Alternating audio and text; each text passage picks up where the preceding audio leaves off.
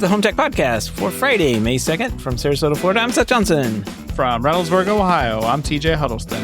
And from Pickering, Ontario, I'm Gavin Campbell. And welcome to the HomeTech Podcast, a podcast all about home automation, home technology, and tariffs.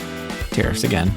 More tariffs. We're just going to have like a tariff segment. I think we should have a tariff tag. Why don't we have a tariff tag yet, Seth? It says USA, USA, USA. On there. Yeah, that's the only thing I could think of. I was like, why not put that? Perfect.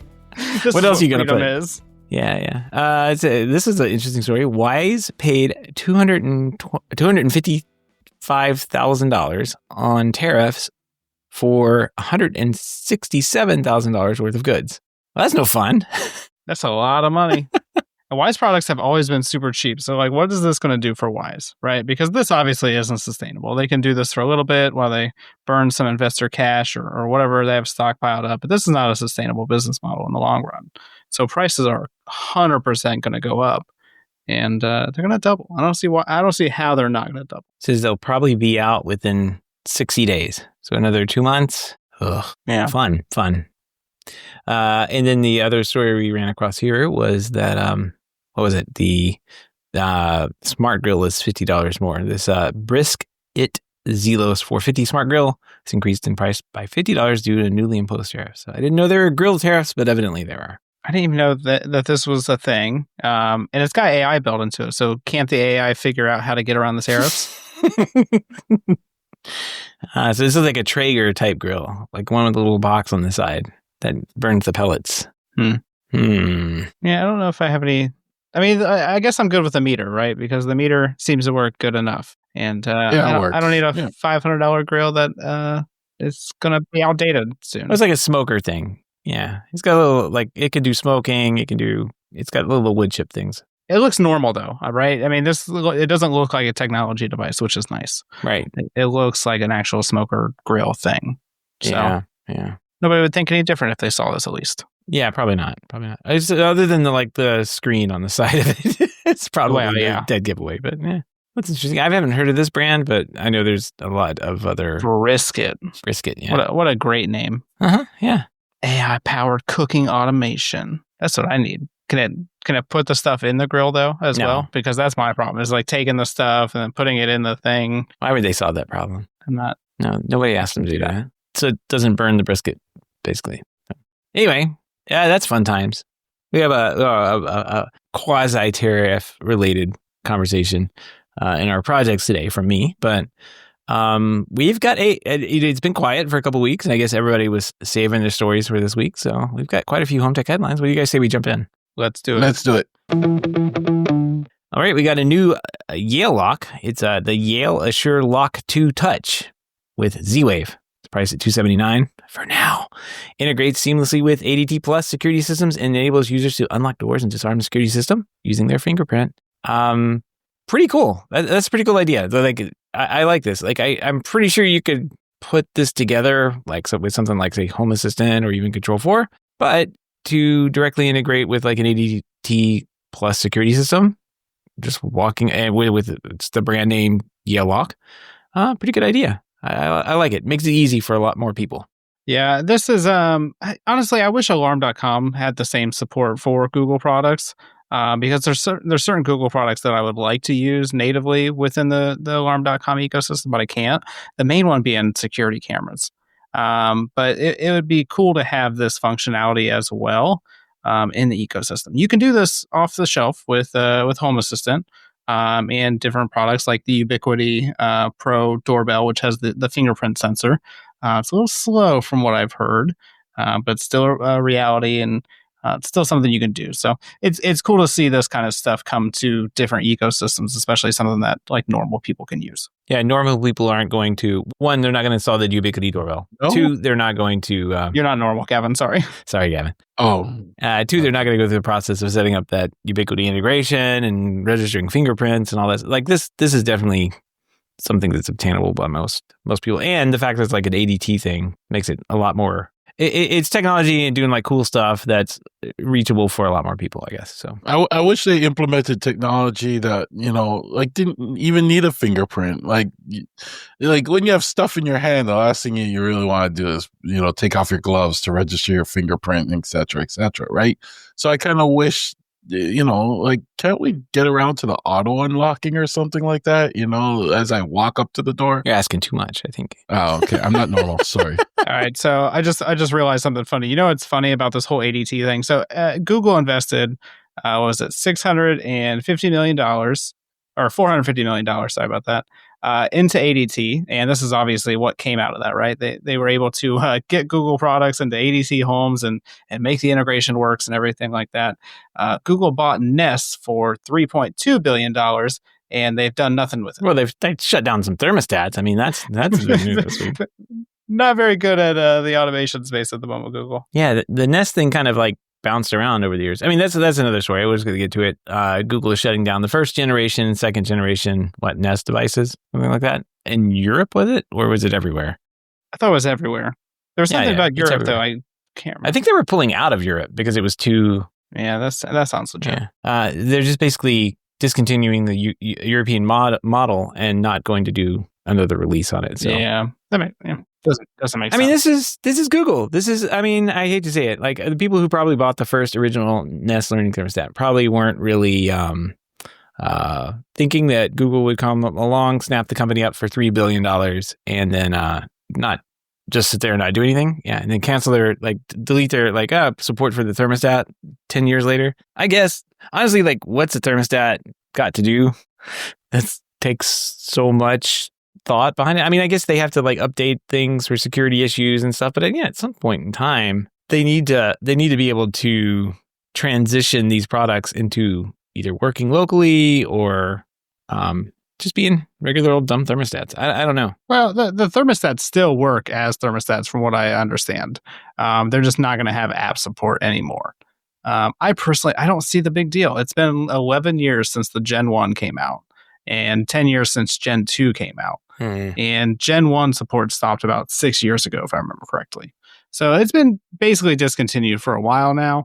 How long should software support on a thermostat last? This is always the conversation that we always have whenever somebody ends support. And it's usually after, 3 to 5 years or so. I think 11 years is pretty good for software support. Well, I asked, I guess Google, because Google has an AI thing that it'll do. And I said, what's the average lifespan for a thermostat? And it says the average lifespan for the home thermostat is generally around 10 to 15 years. So I guess we're kind of right on the money for these two products, right? Yeah. But some of the mechanical thermostats, which I think everybody was kind of replacing, and what these thermostats with the Google Nest is kind of famous for modeling itself after, can last even longer, up to 35 years. And so, yeah, I think people who just have that in their head, going to have that's one piece of technology for decades and decades and decades, but there's a lot that's changed. Not necessarily in how air conditioner is controlled or what it does, but there's a lot of change in your Wi-Fi is all different. The Wi-Fi you have today is not the same Wi-Fi you had 10 years ago, hopefully. Mm-hmm. So things like that can change. So I guess about 10 years is when people swap them out. And we were talking before the show. I have a Z-Wave. It's a Honeywell T6 Pro Z-Wave thermostat, I believe. And it is it works fine. I literally just use it to turn on and on the heating and cooling. I don't set any schedules up. It turns off if we leave, that kind of thing. Very basic stuff. But I expect that to last only 10 to 15 years if I'm being realistic, even though it's Z-Wave, right? Because Z-Wave, I can probably use it in 10 or 15 years. It'll probably work fine still, but it's going to be really slow, and they're going to change things. They're going to make better products. They're going to do all kinds of stuff where I'm probably going to want a different thermostat at some point. I'm not going to want one often. I was looking at new thermostats the other day, and I was like, an Ecobee would look so much better on the wall. But I'm fine with this one. I literally just use it to turn on and off the HVAC. So I think it's one of those things that we have to figure out an expiration date for products still. That needs to be the discussion that we unfortunately have to have. And companies need to kind of provision for this, right? Because Google should have a way to set up local schedules and things that people have gotten used to, at least locally on their thermostat. I think that's a bigger discussion. A lot of people have been talking about that. How long do we support a product for, and what's our guarantee, life cycle of that? And I wonder if companies are just afraid, because as a company, if you came out and said, I'm willing to support this for 5 years, but then another company doesn't have any expiry date on theirs, are they thinking that it may hurt their sales? I wonder. Yeah. Because that's a dangerous thing to put on your product, because people just look at it and go, if this is only good for 5 years, and then they look at our price per year database that Seth will probably set up one day, then they'll be in trouble. Yeah, I think it's one of those things. I don't know about any other country in the world, but I think in America, unfortunately, it's only going to happen if legislation happens. We're going to have to create laws that actually dictate like e-waste and all that stuff. And I don't think we're ready for that yet. Yeah. Another interesting tidbit on this is like a lot of the new thermostats, well, a lot of the new HVAC systems, especially the like super high efficiency ones, the ones that are fancier and go into the fancy homes. I mean, it kind of works its way down, but a lot of the newer HVAC systems, you couldn't even use one of these thermostats with. They have their own proprietary stuff that they're installing now. So you'll walk into a house, and just because they upgraded to the fancy HVAC system, now they've got a fancy thermostat that goes along with it, because that's what the manufacturer, it's all that works with it. Looking at you, Carrier. And yeah, they have their own smart home platform and everything. I think Trane has like a Nexia or something like that. I don't really remember. Yeah. It can depend. Like I'm not sure. I'm sure the basic, turn on and off the HVAC system with this old relay thing's going to last for a long time, but I don't know. Maybe these manufacturers are kind of moving in that direction, and eventually these older thermostats are, I don't know, you're going to be using whatever the manufacturer offers you, which at that point it gets replaced with the unit whenever the unit goes bad. So I can see that for sure, because I've known people to get like new HVAC installed and they're like, oh no, you can only use this thermostat. And It's because there's some weird proprietary wiring thing they've done to make that a reality. Yep. So I guess this is the ultimate question, right? So Matter is supposed to be the new smart home standard. It's supposed to make everything super compatible with each other, and you can just use it with any Matter compatible hub or whatever setup you have, right? How long would you expect to use a Matter thermostat for? And knowing that Matter is relatively new in the grand scheme of things, but being promised this universal standard that's just going to work for everything. How long would you expect to use it? I mean, I think it's separate. It's two different things, right? One is a piece of hardware, and Matter is just the software. It's not promising to do what you're saying at all. Like, I mean, it Matter is promising that like the thermostat you get will hook up to whatever automation system that you want. It's not promising that thermostat is, one, even going to work, or two, be a good thermostat, or three, going to be supported for any amount of time. Like, it's not. That's not what the Matter standard is. All they are saying is like, we made a protocol. It will work with Google, Amazon, Apple, HomeKit, whatever. When you go and hook it up, you're not going to be having to ditch your entire, or Samsung SmartThings, etc. Like, you're not going to have to ditch that and go with something else or do some backflips to get it to work. It's just going to work and have a native integration with that. But that doesn't preclude the manufacturer from, like, in this case, what Google's doing is just like walking away. Like, could they update? No, they probably can't. They probably can't update the old thermostats to be Matter compatible, because remember when like Matter came out, or HomeKit came out actually, and everybody was like, oh, you have to have this supercharged chip to do this math that Apple wants. Well, like that has bridged over into Matter, and all the complaints that happened when Apple did HomeKit, like those disappeared, because like everybody's doing that now, right? They're doing the secure communication. So I don't think it's going to matter, because it's right there in the name. But that makes sense. Yeah. Thanks, Google. Always giving us something to talk about. Yeah. Always giving us some dead product to talk about. I guess I probably need to go find one of these for the graveyard whenever. I'm sure there'll be plenty for you to have. Yeah, I know, right? All right. Well, let's move on. We got a new product here from Aqara. And this is really it's just what do they call these things now? They're not tweets, they're X's. I don't know. I don't go to the site very much anymore, but there's a post over here on the tweet thing, and it's got a video of their Matter and Thread supported little tiny USB stick plug-in hub, the M100. It's not the form factor I would pick for a hub for my house, but I mean, if you just wanted to get started with something, it's probably something you could use. Gavin, are you going to replace your Home Assistant with this thing? What are you going to get one of these? No, but I know what you mean. It's not the form. It's like a USB stick. It's like a Wi-Fi dongle for your computer. Like, you ever buy like one of those? In a way, yeah. But Aqara's always been, different with their hubs too. I mean, they've built hubs, and they built a hub into their camera. They built a hub they had that little cat camera looking camera. I have that. It's great. Yeah. And there's a hub in that too. So, I'm not really shocked. I mean, for a hub, this is really small. If you want to just hide it behind something, it works.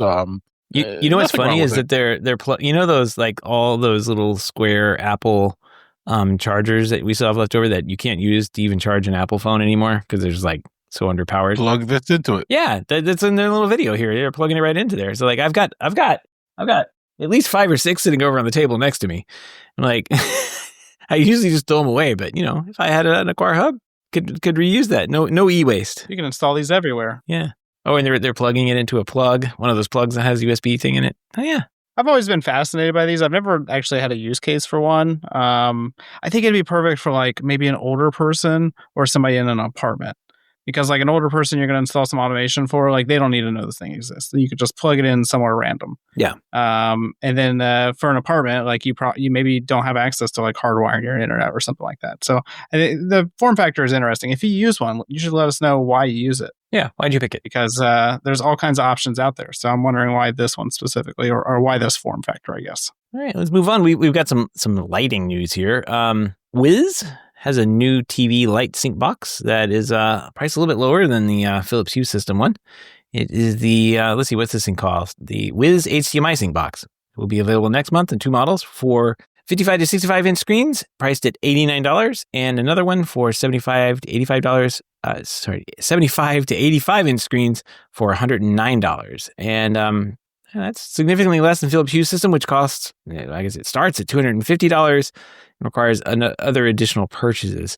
Now, what's funny is that this is Wiz is basically the same company. Like Signify owns both Philips Hue brand and Wiz, and Wiz is kind of like, I don't know if I wouldn't call them like the bargain. I guess they're like the Wi-Fi version, right? And Philips Hue is what is that? Z-Wave? Yeah, Zigbee, yeah. So I don't know. I have a bunch of Wiz product I in my house that like light bulbs and a couple of the LED control things. It works great. I like it. Yeah, I've never used Wiz, but they get pretty positive ratings. It is pretty interesting. It's Wiz and Philips Hue are the same company. Signify owns both of them. But it's interesting to see them offer this product for a little less. I priced out a Philips Hue sync box setup a couple months ago because I had a client that really wanted back screen lighting, behind their TV. And I think by the time it was like a 85-inch TV. No, it was 98-inch TV. By the time they actually added up to all the lights and stuff like that, it was like $800. And I was like, they are not going to want this at all. So we went with like a Govee setup with a camera, which I'm not a fan of. No, I definitely would prefer to have the HDMI box. Yeah, so this supports HDMI 2.0, can handle up video formats 4K 60 with HDR 10 plus Dolby Vision, so that's great. What's funny is I have like a Chinese ripoff of basically the Philips Hue one, and I want to say I probably paid about $109 for it. And I would much prefer to have a Wiz branded one since I know that there's support and everything behind it. So it's actually a pretty good price for this. And you know what? If it works, it works. The specifications of this one, I guess, works for equipment today, right? It doesn't really future-proof you because if you went with Hue, you get like 8K HDMI 2.1 with 120 hertz, So that's where, might want to spend the extra money, but depends on when you plan to upgrade your TV to 8K. Yeah, I like this. I might get one of these days. I don't know. I have some TVs I've been wanting to do this for a while, and I like the Wiz products enough. I might pick one up. I don't know. Put on that brand new TV in the living room, Seth. Yeah, exactly. Anyway, that's pretty cool. Now let's talk about products that no one should buy. Lorex has unveiled its 2K Wi-Fi light bulb camera. It's a dual function device. It's probably the ugliest thing I've ever seen in my life. It combines a security camera with a smart light. And eliminates the need for complex installations. It's $69. I don't think I'd pay $25 for this. It fits into standard E26, E27 light sockets and has a 360 PTZ camera on it and a 400 lumen LED light. I don't know. IP65 rated, I guess maybe outside this will work great, but I don't know. What do you... Gavin, are you gonna replace your lights outside with this? This thing actually looks a little creepy. I definitely won't install it. It has a creepy look to it. I don't know. But what really drives me even more nuts is this Photoshop job of this picture. Like, why do they keep Photoshopping their products into like, just get a proper picture? It's like, we know it's Photoshopped, and I think the world's just come to accept these Photoshop pictures. We need to start pushing back because this is driving me nuts. That's what the problem you have with this thing. Yeah, well, because this light bulb and this product will not be in a house that nice. I don't know, Gavin.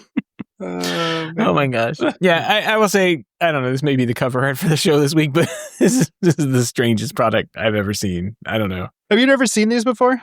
No, I have not. Oh man, so these are like everywhere on like AliExpress. If you just type in light bulb camera, I believe that you get a bunch of billion different options. There's like 3 in my neighborhood. Every time I walk by them, I'm just like, that is crazy. Oh my gosh, it's a decent idea, but they always look so ugly and so obvious. I don't know. The one non-photoshopped product image on their page really, I mean, well, I say it's non-photoshopped. Like, I think the only thing that's not photoshopped is the hand holding the product. It looks less absurd. I think the fixture is actually photoshopped, but it's just that's an interesting thing, interesting product. I personally don't want one, but I can see a use case for it.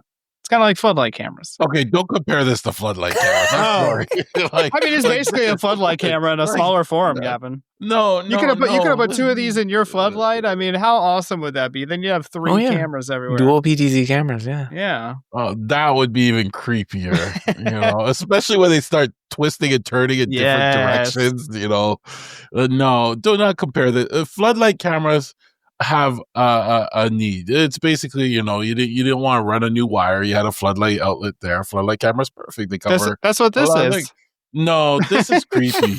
This is just. It's like it's just hanging down, watching you. Like, I don't know. Well, if you go on AliExpress right now, you can buy a Lenovo branded Wi-Fi smart bulb for $35.76. It's 53% off. I kind of want to get 2 of these and hook it up to one of those floodlights. Yes, that would be great. And have them moving around in different directions. It's like maybe sideways, have they chameleon eyes, And there's like some truly ugly ones. So if you think this is ugly, like you'll love this one here. So, please send them. So it could absolutely get worse. Oh my God, is that dual camera? Oh yeah, it definitely could get worse. Wow. A lot worse. Wait. This one doesn't have a light. Even have a light. Yeah, I was about to say this doesn't even have a light on it. Yep, there's some that don't have lights. That's even more useless. And this is like dual camera, so it has one that sits in a permanent position and the other one that moves around. Well, that's actually a good idea, but this isn't. All right. This is the best one right here. I'm ready. I promise you. Oh, yes. Well, this one. That one's great. It's like a propeller. Is this thing going to take off on you? Like, is it like, this would be an amazing drone. It attacks people when they walk up. You know what? This third one you pasted, actually, I could see a use for this. Like, stop it. No. In a garage or something like that. Like, you're not going to try and disguise this in your dining room, You know what I mean? Like, the others, you're trying to put it in a lamp in the dining room or something. No. This one actually not as bad. I mean, if those blades moved, then it could be a fan in your dining room. You just place the whole fan. Oh, yes. Oh, I have a fan right behind me with 3 light bulbs in it. I could totally get 3 of these cameras. So I guess you could get these for like half off there on AliExpress. So yeah, I was gonna say right before the tariffs hit, they're trying to upload everything. Everything's $30 got right 8 now. megapixels. Oh, yeah. 8 megapixels for $33. This is the ugliest thing I've ever seen. So yeah. It's this Aqara X1 is not bad. They obviously just looked at these Chinese bulbs that were selling on Facebook, because I always get these ads on like Facebook and weird places, and they're like, buy my smart bulb, and I'm like, I don't want this. I really like how you had to go on AliExpress to bring up the ugliest ones just so we can come back to this Aqara X and now say actually not that bad. Passes. No. Yeah. You're welcome, Yeah. Lorex. Yeah, there we are, Laura. They should Photoshop the other ones into this picture to make themselves look good. Like they're gonna be like the hottest girl. Surround yourself with the ugly girls so you look better. You guys were talking bad about this one, but I'm like, this one is amazing compared to the other ones. I know. Now I feel better about. I had this no Lorex idea. one. I feel bad, Lorex. Yeah. I'm sorry. It could always be worse. Wow, here's a 3-pack of 8-megapixel Wi-Fi cameras. Yes. It's $15.75. So there we go. Oh, $15.75? Yeah, send that to 3-pack. me, Seth. Go ahead and buy it and send it right to my house. I'll install it in my office. Oh my gosh. Well, whatever you do, don't search for PTZ camera on PTZ camera on AliExpress, because you'll eventually come to some things that look like, the robot from RoboCop. Oh yeah. Oh my! This isn't a light bulb though. No, one of those that has to have lights on it. I'm pretty sure those are lights. There's a red light on top of it. I mean, it does have. Are they just adding more cameras to increase the K8 to 8K? It's exactly what they did with phones.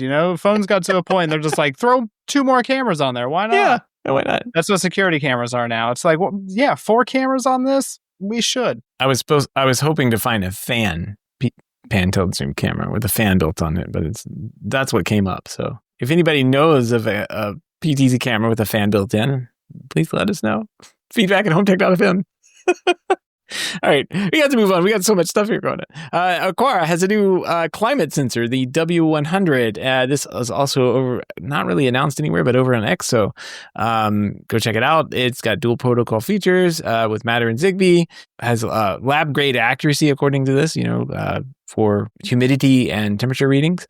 So yeah, I guess you can just stick this little guy up. It's got a little screen on it which tells you everything that you need to know: temperature, humidity. I don't know. Is it battery? Yeah, battery life. Yeah, there you go. So you can just mount it anywhere you want, stick it on a desk, good to go. Yeah, this is pretty interesting. I could see me putting like one of these in the hallway or one of these in the bedroom, basically just to control my thermostat. Yeah, because I don't want to pull out my phone all the time to control things, and it'd be nice to have manual control of the thermostat in my bedroom. So might have to pick this up. I was trying to figure out, how does it control the thermostat though? I'm sure you'd have to do it automation, but it's got plus and minus buttons on it. So yeah, but then would it be able to pull back the current setting on the thermostats and set it?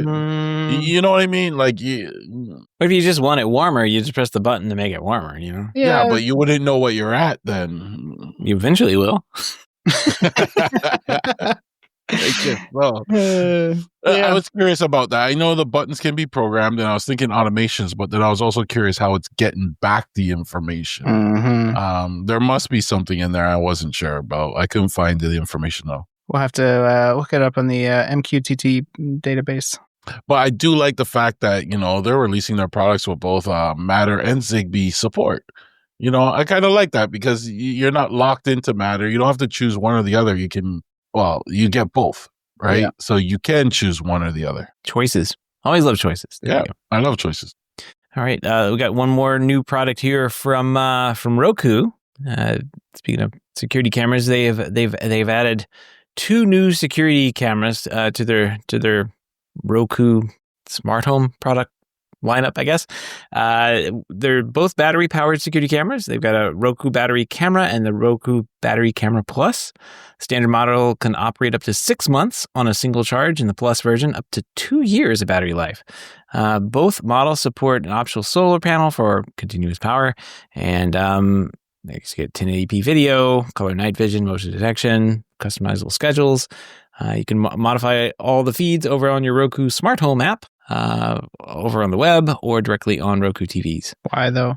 I mean, it's Roku. They're gonna do Roku stuff. Wasn't Roku doing the was it Wise Cams before? Yeah, they had a white label partnership, but this doesn't look like a Wise Cam, right? No, it does not. Yeah, I think they've moved on from that now. So yeah, it looks like it. Yeah, I don't know. I mean, they don't look bad, and I don't know, they last for 2 years or whatever. I don't see the price on these. Well, if you have to ask. Right, I know. Well, they're probably not sure because of tariffs. So. Oh yeah, that's true. Well, Wise got hit by a few $100,000. Maybe these aren't coming in anytime soon, so they didn't put prices. Yeah, there's a Roku subscription fee. I didn't know that. Yeah, for their cloud junk. Yep, $100 for all cameras per year for the Camera Plus subscription. Ooh, you can have up to 99 cameras and video doorbells. wonder if somebody's actually done that. If you have 99 Roku cameras, you should contact us. We're interested about your setup. We're going to need proof. 99 Roku cameras and a Wise ain't one. A doorbell ain't one. All right. Arlo finally adds Apple Home support for its cameras. They introduced Apple Home integration for the essential second-generation cameras. I guess people are excited about this one. It's finally getting released. New compatibility allows the Arlo Essential 2K video doorbell, the 2K indoor camera, the 2K outdoor XL camera to be added to Apple Home app as long as it's connected to a compatible Arlo base station or smart hub. So there you go. You get the Apple video thing, secure HomeKit secure video, which everybody likes. I haven't heard very bad things. Do you guys use that? Have you guys ever used that? I don't even know anybody that does use it. Like in my circles. I've never really gone down. I mean, I know there's like, I have all the hacks and everything that can kind of like make it work. I've just never bothered.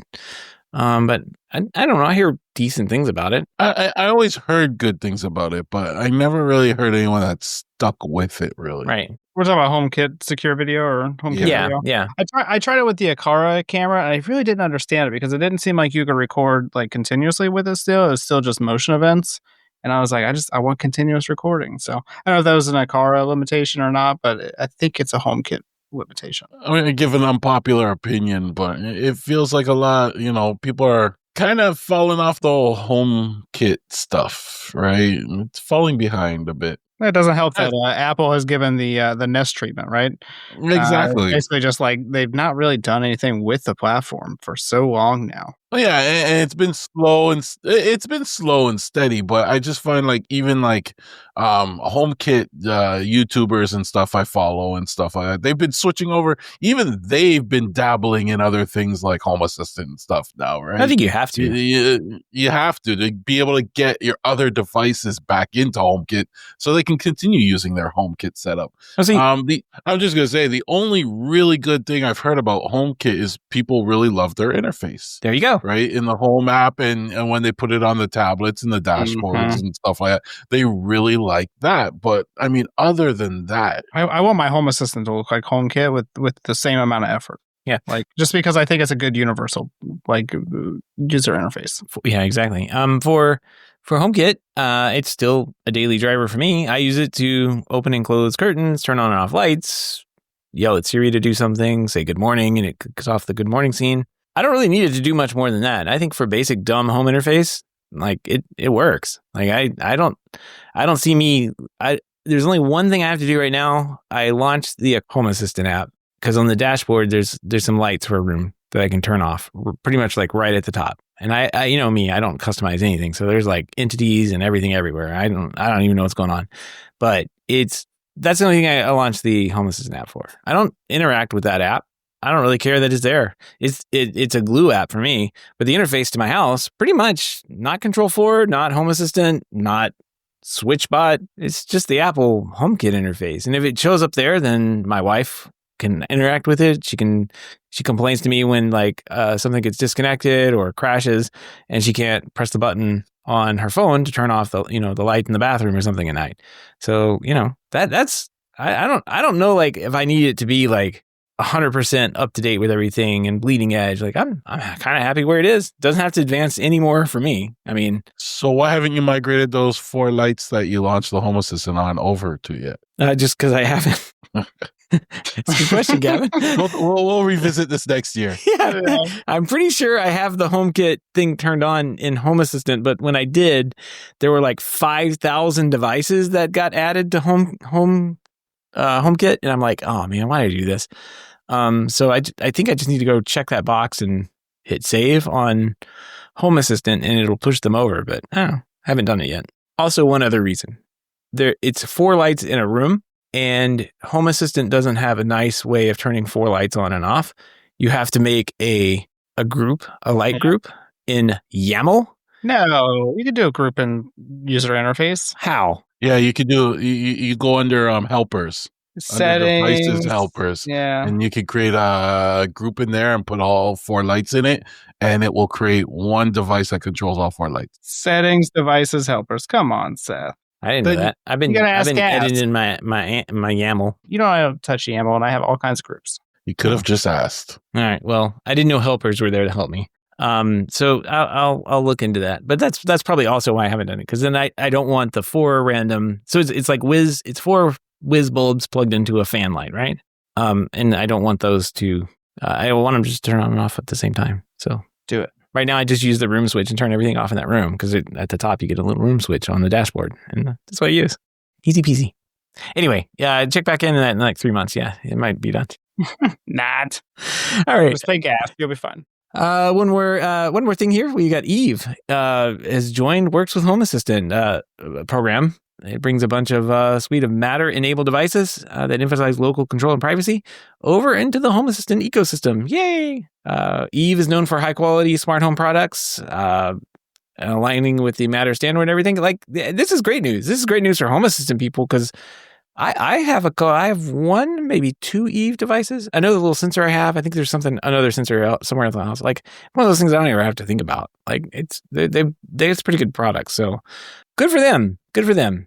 Another it kind of goes with what Gavin's talking about. Eve is like a HomeKit brand, like an Apple brand. You thought about HomeKit, you thought about Eve. Now they're moving on over. Work with Home Assistant. You know what? I'm excited every time a new Works with Home Assistant product is added. And I'm expecting, like I said before, I'm expecting this to happen over and over again. Yeah. I expect a lot of companies to be jumping on this.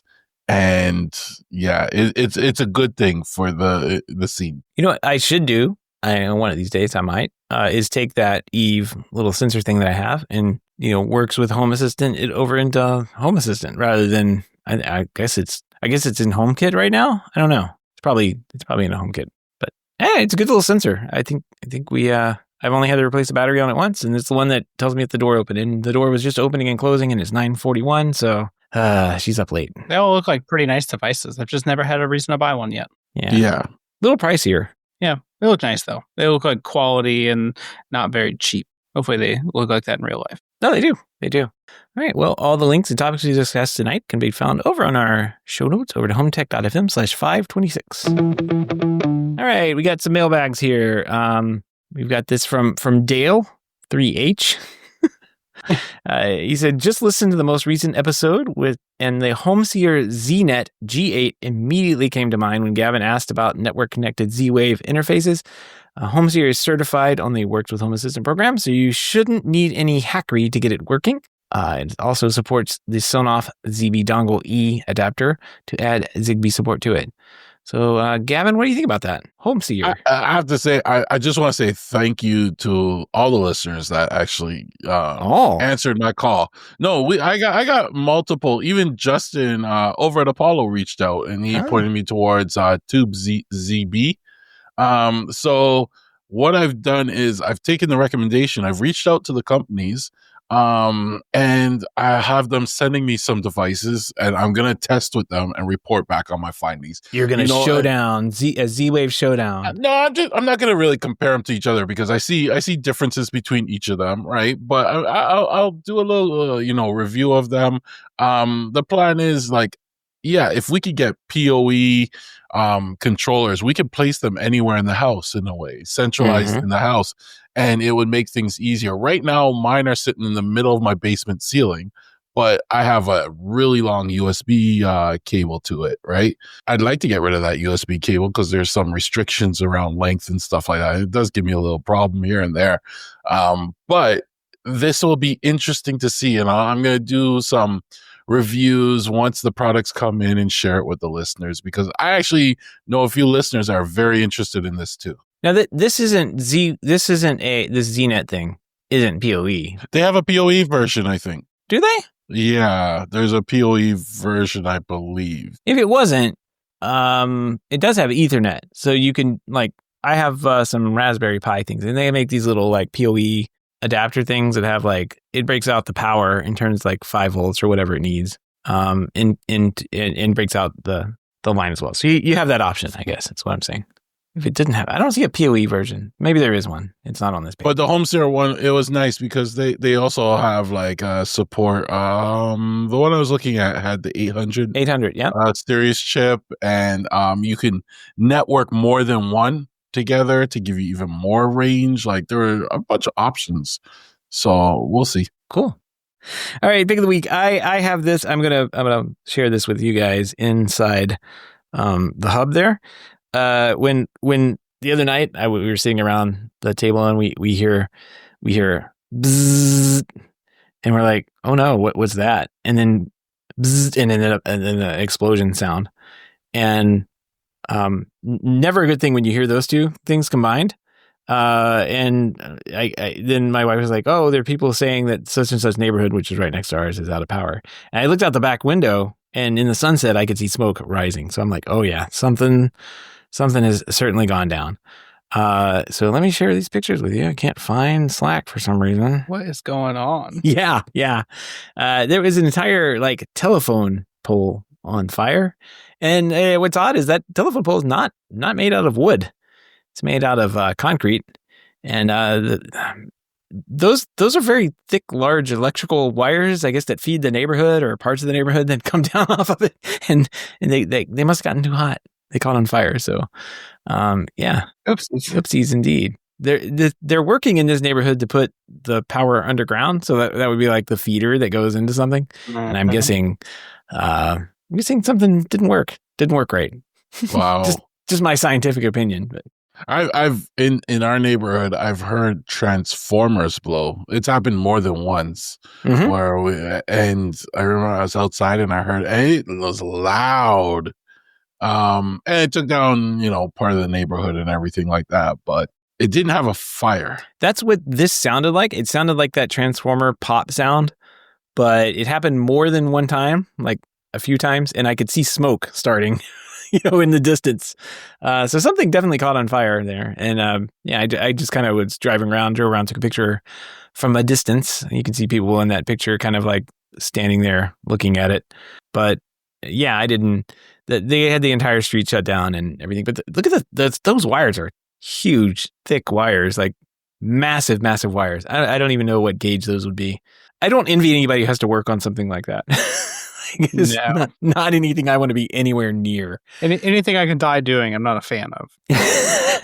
Right. You can't die hanging a TV, can you? I don't think so. No, I don't think so.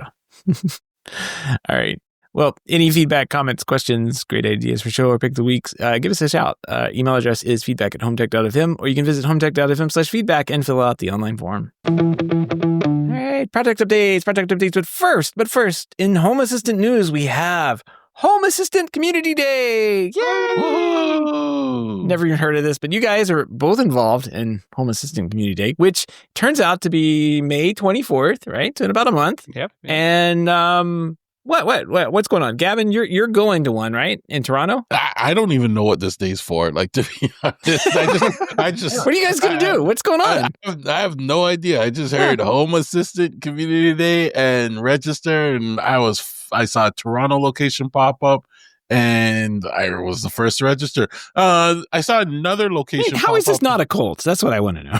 I don't know, but I saw another location pop up about an hour and a half east of me, mm-hmm. and I thought maybe I'll cancel the Toronto one and go to the other one and take a drive out. I think it's Napanee or something like that. Letterkenny. Take a drive out there and see the nice area, and. Well, you go to the meetup for an hour and a half or so, and then, do other things. So I don't know. I'm still up in the air which one I'm going to go to, but I'm going to go to one of them. Right. Yeah. So it's interesting that they're doing this. I've seen so many pop up in the area, or not in the area, just worldwide. Like when you start looking at the numbers of the community days that people are organizing. Where are we at right now? Europe has 26. North America has 18. The other parts of the world need to catch up. South America has 1. Asia only has 1. Oh, that's the Tokyo meetup. maybe Tokyo Gym can represent for us there. So yeah, I just want to know what you guys are going to do. Like, what I is this? have no idea. I mean, we haven't told anybody the news yet, though. But I am hosting the Columbus, Ohio Home Assistant Community Day. Woohoo! So I saw that Ohio was not on the list. The closest one we had at the time was Toronto, and so I was like, well, I'm going to go ahead and sign up to do this. I have no idea what we're going to do, though. I don't think anybody does. So it'll be interesting to see what everybody does at their local home assistant community. It's the first one ever, though, because I was like, you guys should like send out some information about what you guys did last year. I didn't realize that this is the first one. So it's like, we'll send it right on over, TJ. That's the thing. This is the first one. I don't think, like, even the Toronto one, they haven't even picked a location for it yet. So they're just like, we're all in, we're doing it, and then like, yeah, we probably need to tell people where. They just said event in Toronto, and I was like, register. Like I didn't ask any questions. I just said register. So yeah, there you go. Yeah, we selected our location yesterday. We contacted a brewery that I've worked with before called Seventh Son. And funny enough, I asked them, what would it cost to rent your entire upstairs space? They have this like nice little atrium area with it's all glass ceiling and stuff. It's really nice on a rainy day. And I was like, how much does it cost to rent the whole upstairs space? And they said $4,000. But we have this option where you can do a partial reservation, and we'll do that for free. And I was like, let's do that one because that sounds better when it's free. That's in the price range. So we do have a location. We do have a location now. I messed up though. I didn't put Columbus, Ohio as a location before, and so it never showed up in Ohio until today. So I've got that issue fixed, so people can actually find it in Columbus. Yeah, if you're in the area of Columbus, Ohio, or wherever Gavin made his Letterkenny or Toronto, go. You can meet up with Gavin or TJ. So we'll find out. I'm trying to convince Seth to come up here, but he's not feeling it just yet. There's a lot going on at the end of the year, first school year. So he said he'd have to drive, but I told him about this thing called planes, and he's a little skeptical. Yeah, not wanting to fly these days. So, but I'm excited for this. Well, like Seth, you gotta get some stickers. I need some more stickers. I've got a bunch of stickers here, TJ. Turns out I didn't send them all to you, so I'll send them on up. I don't know if it's something where people will be giving a talk at, or talking about projects, or who knows what will be going on. Well, maybe they can do group like a group video chat between all the different locations. Ooh, that would be kind of cool. Could use this. Yeah. So I don't know what's going to happen, but I'm sure as details come out, we'll find out. Very cool. Well, we'll keep you updated. And if you want to, in our show notes, we'll have a link for both we don't know where Gavin's going, but as soon as we do know where Gavin's going, we'll put it in our show notes. But then also the TJ one, where you can see where it is, where TJ will be. They're in Ohio. The Napanee location actually has more details in it, which is kind of cool. They still don't have a location, but they talk about transportation, parking, purpose. Wow. And they actually mention activities. I want a purpose. Their purpose is connect with fellow Home Assistant users, developers, and enthusiasts, share setups, workflows, best practices, troubleshooting tips, build strong community ties across Ontario, Quebec, and New York State. Wow. How did New York State get in there? I don't know. Maybe they just copy and pasted something. Activities, show and tells, demos of Home Assistant projects, technical discussions, network collaboration opportunities. Wow. I'm just going to steal this. I think it looks like they had, ChatGPT create this. So. Well, at this point, they only have one going, so I'm still in the Toronto one, that is. But I think the numbers will start to jump up as they get closer to the date. Yeah. It's only been out for like a week now, too, so. Yeah. Toronto's got, I wonder who's got the most going right now. Well, Toronto's got 8. Toronto, let's see. I see the DC one has quite a few. Oh, Brooklyn, New York. It has 26. No, 7, 8, 9, 10, 30. I'm butchering this name, but it's got 45 on there. Wow, there you go. Damn, that's the one to go to. Yeah. Well, we'll see. I could, what if we had one here in Sarasota? Probably could find a place to go, and I could bring my my home. This would give me a date to finish my my hot dog stand interface. Yeah, and you could start advertising it. Maybe get some investors for it. TJ, we should have it at a literal hot dog stand, insert. Yes, this would be it. Yeah, we'd have to have like I love it. a hot dog stand, and then we could look at the hot dog stand interface for Home Assistant. You'd have to find one that allows ketchup and mustard on a hot dog, though, and I don't know if you can do that. Oh, yeah, the little cart things. Yeah, I don't know. Yeah. Because that's a disgrace to hot dogs. So. Hey, you use mayonnaise, right? Oh, why? Mayonnaise. Now I'm getting hungry, and I actually have hot dogs in the fridge. I'm gonna go get a hot dog now. It's too good. All right. Well, we'll put a link to that in the show. That's pretty cool. So, projects. Wow, I have projects. I did things. What? I know, right? Stop it. You did one things, right? I got one things.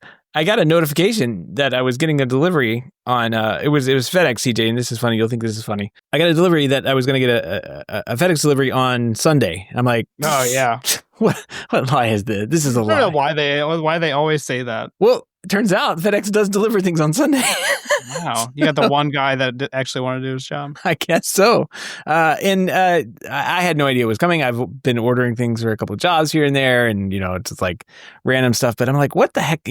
I ordered stuff from you, TJ, and like 14 freaking boxes showed up from Sony. They always ship every single speaker has its own box. Oh my God. So those came in, and I brought those inside, and then I've got this one delivery just hanging. I'm like, what the heck is this? It turns out NAvimo sent me a lawnmower. They sent me one of the X3s, and man, this thing is huge compared to the I series. Oh my God! Like it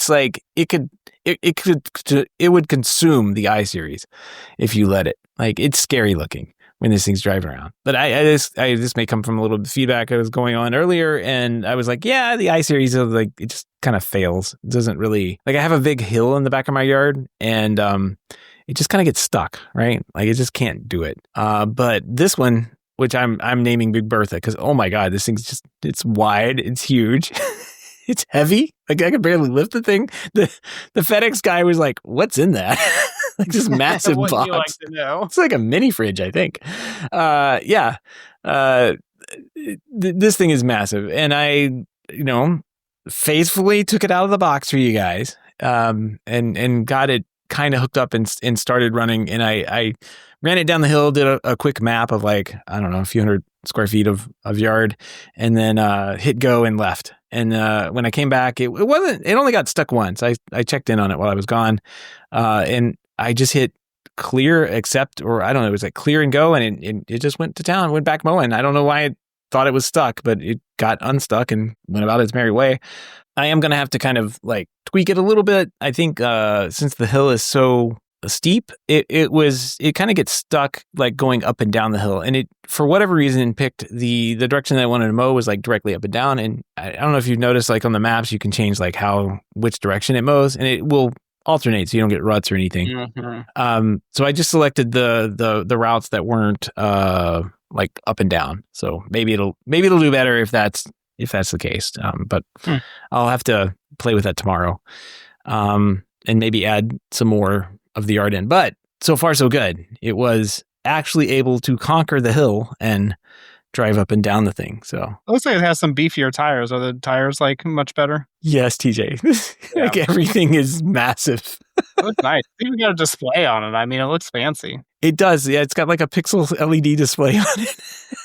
It tells you things like it starts up, says NAvimo. Like it's ridiculous. Like it is so big. It has the attachment port on the side too for like, so it can get bigger, I guess. Like it has the weed eater attachment on it. Oh, this is the one with the weed eater. Yeah. It doesn't, I don't think I didn't see the weed eater in the box, but it doesn't have it. Jealous. Yeah. But this is very large. Whereas like the I series, I could feel comfortable with. It's a large device anyway. Like it's not exactly small. This one, this is the big boy. It's very large.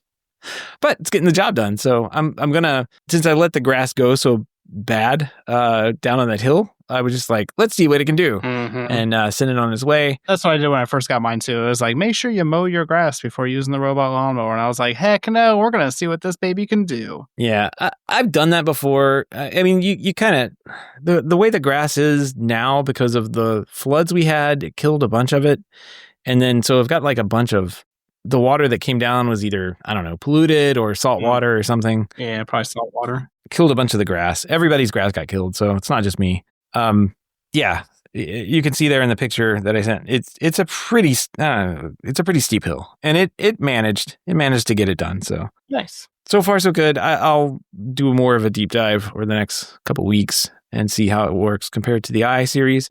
I know you guys are probably dusting off yours to maybe start checking out. Gavin, have you run yours yet, or is it still kind of in the box? No, the box made it upstairs. The manual got out, so I'm hoping this weekend I will get to set up. Yeah, mine's been out and running, and it's been great. I've already cut the grass like 8 times this year. It's crazy. Oh, yeah, me too. Yeah. It's like every day. One thing I noticed with this one is that the RTK antenna, so like the GPS thing that you have to attach to the base station, like it won't work without that, right? And like it looks like since I have 2, I'm gonna have to have 2 of those antenna pole things out there. So that's kind of annoying. I wish that like one could use the other. Oh, and also the map didn't transfer, right? So like I have to have another map for the lawnmower, as far as I can tell. Yeah. That's probably legit, yeah. I was hoping that the map would transfer and I wouldn't have to do anything, but that is the worst part about it. So I put mine away for the winter because I don't want to let it sit out in the snow. And I had to like remap everything and redo the whole thing because like it showed up and it was like, oh, you've moved the robot lawnmower, and I'm like, well, obviously I moved the robot lawnmower. It's been 6 months or so in the wintertime. And it's like, well, it was like kept freaking out. And I think there's a way to like edit the map and stuff like that, but it was just so much easier just to redo the whole map. And I have a relatively small yard, but that was like the annoyance with it. Yeah. I had to do the same thing when I got my robot vacuum back from the repair as well. I think companies in general should figure out a way to fix that part though. Yeah. It's pretty annoying. When Gavin gets his cranked up, we'll try and get Wayne back on from NAvimo, and yeah. So far, it's so good. This thing is rocking. I've got one of the best compliments I've had on the thing is from my neighbor. She's like, I love that lawnmower. And it turns out the reason she loves it is because when I had my my other lawnmower, she has a garden like right on the property line, basically between our 2 properties. And no matter what I didn't try to do this, but like the little chute thing would just like push grass over into the garden and it would just make a mess. And I tried to blow it out or whatever, but like I'm not getting there and pulling grass out. Well, with one of these, it just kind of like does its thing, goes around, mows, doesn't get grass in there. Now she yells at her husband every time he's mowing, and I'm like, hey Jim, I'll help you out. I'm gonna program this thing to like mow around that so you don't have to anymore. I'm gonna give him a solid. So they're excited about that. Second thing I got one of these guys. What is this? Is that an Avo remote? No, it's a remote. Oh, that's a real remote. Cheap, not cheap. The budget friendly. Oh, yeah. What's the name of that remote again? A Sofabaton. Yeah, that's what I was trying to think of it. See, a Sofabaton X1. I don't know. I think it was like around $100. Where'd you get that? AliExpress? No, I ordered from Sofabaton or somewhere. I don't know. It came pretty quickly. I was kind of surprised to get it this quickly. But I just wanted to see. Like I'd seen people kind of complain about it and talk about it, and I'm like, well, let's see what it can do. I haven't put it through its paces either. I did program it for watching Apple TV out here in the garage, but basically did it from another room. I would say the setup and everything is actually pretty easy. And if you've ever programmed a remote for maybe a single room solution, actually pretty good. Like I gotta say, it's probably one of the faster ones I've programmed. So we'll see how it works. They evidently don't have, they claim they have an API, but the API is a cloud API. Oh. It's pretty horrible. Yeah, it gives you you turn on the API and you turn it on, and then it gives you URLs, like public facing URLs that if somebody wanted to brute force or figure out, I mean, I suppose they could, of your installs. I'm going to turn that off. But they also have a IP control for you can add custom IP commands in, which I guess is how people are maybe triggering things in Home Assistant, which I might look into. I don't know. I was looking just to see if they were what the state of this thing was. So it works. It works. I'll give them that. And I would say the programming was actually it was a lot less complicated than what is this thing called? I've got a bunch of these now. The Flirk one. That one is much more complicated to program, I'll say, than the Sofabaton. Sofabaton was actually pretty easy. So That's like the opposite I've heard. Well, not really the opposite, but I've heard the Sofabaton software has not been that good. I would say the software is not great, but it's very easy to program. Like you set up you set up your devices, you set up your activities, and it asks the right questions. I can't really complain. So yeah, that's true. Is any software really good? No. As a software developer, no. And the last thing I did was I bought a new car because tariffs. What? So yeah, new car. I guess we kind of were in the market for a new car, and mine has been less than reliable. The Alfa Romeo, which I guess is Italian for always in the shop, was living up to his name, and I was like, let's move away from this car. We went out and I got another Subaru, which is kind of cool, I guess, because it's like my fourth one. But they have like this new platform thing, like it's got a big touch screen in the middle of it, like everybody else does. And they were like, hey, you get a My Subaru for like 3 years for free. I'm like, oh, that's cool.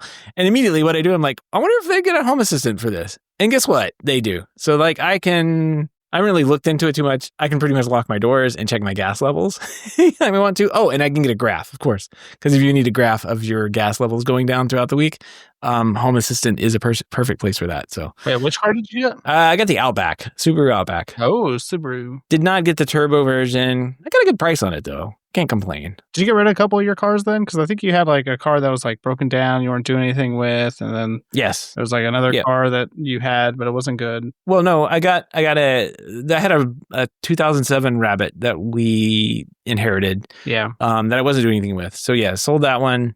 I still have another the X1, my wife's X1. She wants to sell. That's what it was. Yeah. It is working fine. I just need to sell it. Actually, it's on Facebook Marketplace, and like I am the worst at Facebook because like reminds me I probably need to go check those messages because there's people are always like, hey, is this available? I'm like, yeah. And they never respond. But then there's some people who are like, hey, please call me. I want to buy this. I'm like, okay. I don't have time for this. Why am I doing this? I don't know. But there we are. I guess it's somewhat easier to maybe sell a car. I just need to come down to your house and have a garage sale stuff. I feel like I'd be really good at it, and you'd be able to get rid of a lot of I feel like you'd probably be way better than me. And then I'd be able to get a couple things out of it, Yeah, some stickers. Yeah. Anyway, that's what I got going on. Home Assistant sees my car, and I can lock the doors. I can't start it, but I'm okay with that. Like, it would be nice. The app has like a little start button in there. I bet there's a hacks or something. Does it say a subscription or something for it then, or? There is a subscription, but they gave it to me for free for like 3 years, so I'm not going to complain about it. Yeah. So you can start the car from the app? You can start it from the app, yeah. Oh, nice. So maybe they just didn't want to build that into Home Assistant for whatever reason. Yeah. It'd be nice if I could just, I don't know, push a button in the house and make it, or tell the Jarvis over here to do it. Yeah, a lot of possible safety concerns with accidentally starting if your car's in a garage and stuff like that too, right? So that's true. Mine's out in the driveway. Yeah. I didn't think about that, but that makes a lot of sense. Yeah. And then, I guess there's one other thing. I was tinkering around with the Home Assistant enough. I'm like, you know what? I don't pay for this and talk about it a lot. And I like, gluing stuff together. I will sign up for the Nabu Casa remote access thing. So I signed up for that. So they're getting some money from me eventually. I think there's a trial, but I'm enjoying it enough. I'm going to pay for it because, they're good people over there. So I figured I would just join the fray. You also get it's the Jarvis thing's supposed to work a little bit better. I don't know. I'm running my own models off of it right now, and it's garbage. So maybe it's supposed to be better. I don't know. We'll see. Gavin's like, nah, it's gonna suck. Just smiling, not a comment at all. Like I'm talking about using Home Assistant. He's like, yeah. Well, no, yeah. That's one thing I just I'm not happy with. Right? Like, is the I can't use it when like the TV's playing like quietly in the background or anything like that because it doesn't know my voice versus the TV voice, or I don't know. I'm waiting on one day they'll probably fix it and I'll just wait. But the new betas, they've added a lot of new voices, but I believe it's only if you have the subscription. So you'll be able to play around with that too, right? So they have like angry voices. I forget what they call them, but it's going to get interesting. Angry voices. Oh, did you know on the Chat GPT thing, that that's a very angry voice? I made the Chat GPT that angry voice. The voice thing, it's like Monday or something like that. No idea what you're talking about right now. Oh, this is great. Hold on a second. What should we ask it? We should say, where's the button to do this? Wow. Thrilling. Another app launching. I'm on the edge of my seat. What's this masterpiece supposed to do? Hey, can you tell me what the difference between fried cheese and fried Oreos is at a state fair? Fine. Fried cheese is basically cheese, like mozzarella, breaded and deep fried until it's all melty and gooey. Fried Oreos, on the other hand, are Oreos dipped in batter and deep fried into a soft, cakey, Okay, thank you. Okay. Yeah, sure. Glad to enlighten you on. I wonder how many fathers right now are sitting there going, that sounds like my daughter. It's like, all right, what do you want? Like, it's like, all right, no. this thing's got an attitude. I like it. I'm going to keep this voice. How many more trees do you think this voice kills compared to like just the normal voice? I don't know. Yeah. I need to get into the settings to see if I can speed that up because it's very... The killing of trees? That's not Can't good. take that. Yeah. Kill the trees faster, please. You need more AI. All right. That's all I got. That's all I got for projects.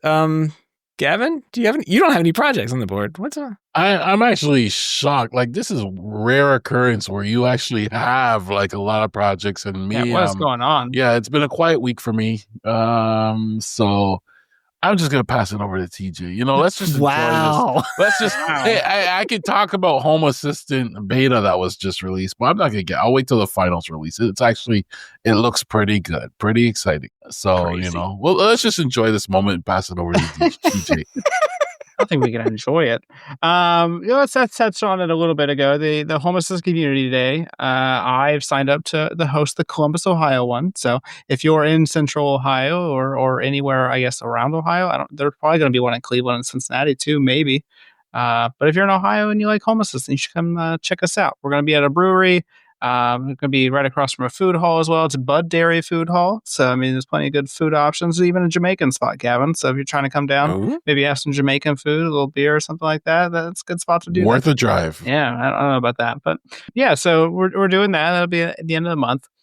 This week, I've been working on Smart Garden 2.0, as I call it. So last year, it was my first Smart Garden setup that I had. Towards the end, I had the Aquaflower setup, which is really nice. It's just a little too expensive for me right now. I'm a little broke with all this tariff stuff happening.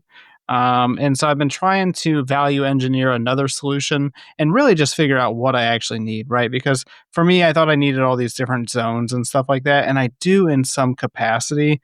But, you know, I was thinking at one point I'd have to have like 2 Aquaflowers, and that's like $800 or something crazy. And he's going to give me a little discount too, so it came out a little bit cheaper. But instead, I've decided to double down on inexpensive smart home options, and I've bought another smart water valve thing. So this is the same thing that I had last year, but it's a different brand. It's Sonoff this year. And this is a thing that basically just attaches to your hose spigot, and then, you know, you turn it on and it outputs water through another hose spigot like connection. And so I have one of these. They're $32 on Amazon. I'm sure I can get it cheaper on AliExpress, but I just wanted to order a couple to try them out. I have it hooked up to 2 of my drip line irrigations. And now I'm watering like one whole garden bed and a bunch of my fruit trees with it. And, you know, that's fine. I don't need to know, you know, the moisture level on each one of those and stuff. I just need to water it a couple times a day so it stays consistently moist for all those plant, all those plants, you know. One of the things I've been trying to incorporate in my garden beds, though, and I've posted a picture of this in the attachments there that maybe Seth will upload to the show notes. But basically all the garden beds that I've put into the ground, I've incorporated this edge around the garden bed. I've dug this edge like, you know, 6 inches deeper than the rest of the garden bed. And that's so I can put my low voltage lighting, like landscape lighting, maybe speakers at some point, but also my drip irrigation lines. And so that way I know exactly where the main, you know, lighting or drip irrigation lines are, and I can always tap into it and get into it. And I've also been filling those little crevices with mulch, and so that way I can just move the mulch out of the way and service the equipment as I need to. And so I've done that in this back garden area where I've planted some arborvitaes and some rose bushes and my apple tree and stuff like that. So that's what I've been working on this week. I'm excited to have spring here, and we're almost into summer. So it's been nice to work outside and do some of these garden things I've been wanting to do. So the little trench you have, and then you put the little brick edge over the top. Is that what it is? What's that? You have a little trench around the beds, and then you have the little bricks that you're putting on top of them. Little No, pavers? so I'm just gonna fill it up with mulch. So like I'm gonna put mulch in that whole garden spot anyway. But that whole trench is just gonna be filled with mulch, and so that way I can just move the mulch out of the way to access the low voltage wires or the drip irrigation. Gotcha. This is also what I did in the front yard. So the sidewalk that goes up to the house, I put trenches on both sides, and that's where I hide my landscape lighting wire.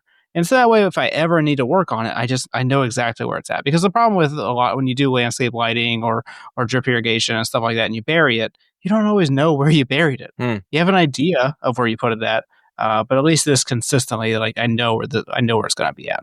Okay, cool. Yeah. And then I planted a tree this week. So Nicole and I went to a murder mystery dinner. It was for charity, and part of it was you got to bid on items for an auction. They got items that people gave to them or whatever, and they auctioned them off. I accidentally won some antique mason jars for $50. I bid on it, not thinking that I would actually win, but nobody else bid on it. So joke's on me. And I also bid on this tree that's in this picture here. It actually had 40 lottery tickets attached to it. So they're selling it as, it's a real tree. It's a flowering cherry with 40 lottery tickets attached to it. And originally, this is actually what I wanted to bid on and win because we need another tree at the house. And so, Nicole and I talked before it started, and I was like, I think I'm willing to go up to $150. So it ended up selling for like $350. And I was like, wow. But we could just go buy this tree for $60. So it wasn't that big a deal. Turns out the guy that won it didn't realize that it was real, and he lives in an apartment. And so he got it up to the parking lot, and he's like, well, I don't want this. I can't do anything with this. You keep the lottery tickets, though? Yeah, absolutely kept the lottery tickets. All right. Supposedly he's going to give those away as a Christmas present this coming year. Oh. Which I find hard to believe, but maybe. But yeah, there was a couple people that I went to the murder mystery dinner with, and they're like, we know exactly who wants this tree. And so I got the tree for free, and I planted it on the street. I don't know if I'm fully allowed to plant this on the street. My friend down the road that works for the city says that we're allowed to, and so I did it. So it might get dropped down at some point, but it was free, so I don't really care. You do you. It's not a utility easement at all. I mean... Yeah, no. There's a whole list of approved trees that we're allowed to plant in this area. Oh, okay. So as long as it's on the list, and the list is like 10 pages long or something obnoxious. So I texted my buddy and that works for the city, and I was like, is this tree allowed? And he said, yes. And I said, all right, I'm going for it then. There you go. So if it's wrong, I'm going to blame him. I need a new tree, Jeremy. You maybe get mine cut down. But I planted some. This little strip of yard that I don't know if every house has it, but my house has this entire weird strip of grass between my house and the neighbor's house. It's in between our driveway and the neighbor's house, and it's just stupid to maintain. I don't need to get my mower over there to mow this grass that I'm never going to do anything with. And so ultimately, this whole area over here is just going to be wildflowers and garden beds and stuff. So that way I don't have to mow it at all. Yeah. And by I don't have to mow it, I mean my neighbor doesn't have to mow it because that's who mows my front yard. Maybe it'll be cheaper then. That's the what are they? It's where you put that it's where they have the lines of the grass. This person maintains their lawn, this person doesn't. Yeah. I forget what that's called, but and my neighbor basically doesn't live there, and by basically I mean she does not live there at all. And so her grass just always looks awful anyway. So mine always looks maintained. So I was gonna plant wildflowers and stuff there instead. Nobody will care. It looks like there's already some wildflowers there, actually. Little puffy things behind your tree. Yeah. Those are everywhere. Her yard is dandelions or whatever they are. Yeah. That's all I've got going on. I'm interested if anybody else is doing any smart garden stuff. This is something I'm really interested in because one thing that I didn't really take an account for this year though is that last year I had my flume water detector, and it was able to detect if I had leaks and stuff, and that's what actually notified me that one of my pipes had burst outside. My drip irrigation lines. This year I don't have flume though because they installed a new water meter at my house. And so I have no way to tell if I'm using excessive water. And so that kind of worries me because I don't know if one of my pipe bursts now. So I'm going to have to try to figure something out. I can't install a smart water meter because my plumbing is awful and it's really cramped and everything. So I'm going to have to get creative. Supposedly there's an online portal for the water meter that they have not enabled yet. So I'm going to have to contact the water department and be like, hey, I need this, please. I talked to somebody before that knew what I was talking about because we get our water from the city of Columbus and they have an online portal. And I would assume they're just using the same exact thing, but they just haven't enabled it for our accounts yet. So maybe they can push that through for me. Yeah, we have something similar on our water meter thing that the company, again, it's like a third party company that maintains it. And they have a portal, but it's like significantly behind real time. So like if you get a leak, they'll come out like they'll be like, hey, we noticed you used a lot of water yesterday. It's like, yeah, there's water all everywhere. What happened here? It's like, thanks for nothing. So, my house isn't supposed to do this. So, yeah. Found that out the hard way. $300 later. Oh, yeah. That's all the projects I have this week. It's a weird week when Seth and I have projects, but Gavin doesn't. I feel like I let you guys down. Like, yeah, I mean, what have you been doing? You need to get one of these light bulb cameras and let us know how it is. Oh, no. Get 2 of them. That's right. I need it for your floodlights. No. I'm not gonna say anything, Gavin. It's like I live in a glass house right now. Can't throw rocks. All right. Well, that's going to wrap everything up, I think, for this week. We do want to give a big thank you to everyone who supports the show, and especially those who are able to financially support the show through our Patreon page.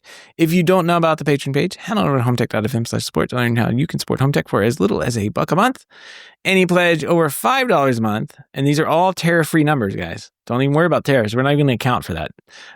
Get you a big shout out here on the show, but every single pledge gets you an invite to our private /chat hub where you can join in there and talk about tariffs more, I guess. I don't know. There's been a lot of stuff that's happening lately. New products. I think Jimmy's keeps finding. How does Jimmy find like the newest things? Do people tell him? I think people tell him. He's in the know. Yeah, he's in the know. If you want to help out but can't support financially, totally understand. Just appreciate a 5-star review on iTunes or positive rating in the podcast app of your voice, or tell somebody. I don't know. Promote the show a little bit. Go. I tell you what. Go to the home assistant meetup in your area, right? The Home Assistant Day meetup, and to say, hey, you guys should listen to the HomeTech podcast. They're always talking about Home Assistant. They talk about the Home Assistant more than the Home Assistant podcast talks about Home Assistant. We have a Home Assistant news label for our backends. Right? That's how much we talk about Home Assistant. Yeah, exactly. So, anyway, everybody, that's going to wrap up this week. Everybody have a great weekend, and we will see you next week. Till next time. Take care.